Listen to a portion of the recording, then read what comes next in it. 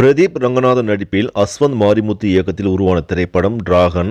கடந்த வாரம் வெளிவந்த இப்படம் வெற்றிகரமாக 4 நாட்களை பாக்ஸ் ஆபீஸில் கடந்திருக்கிறது. லவ் டுடே படத்தை தொடர்ந்து பிரதீப் ரங்கநாதனை வைத்து ஏஜிஎஸ் எடுத்த இரண்டாவது திரைப்படமாகும் டிராகன். லவ் டுடே எப்படி உலக அளவில் 100 கோடி வசூல் சாதனை படைத்ததோ அதேபோல் இப்படமும் சாதனை படைக்கும் என எதிர்பார்க்கப்பட்டது. அதேபோல் தற்போது வசூல் வேட்டையில் டிராகன் படம் பட்டையை கிளப்பிக் கொண்டிருக்கிறது.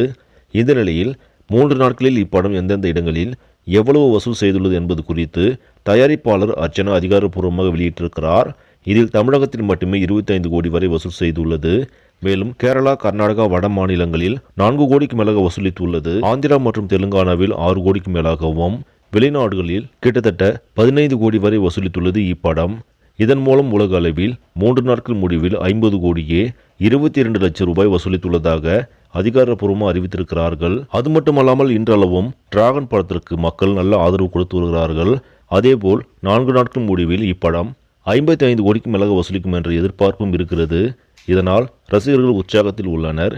சரி, நம்மளே இந்த செய்தி உங்களுக்கு பிடிச்சிருந்தால் லைக் பண்ணுங்கள், ஷேர் பண்ணுங்கள். மறக்காமல் நியூஸ் தமிழ் சேனலை சப்ஸ்கிரைப் பண்ணுங்கள். அடுத்த வீடியோவில் சந்திக்கலாம். நன்றி.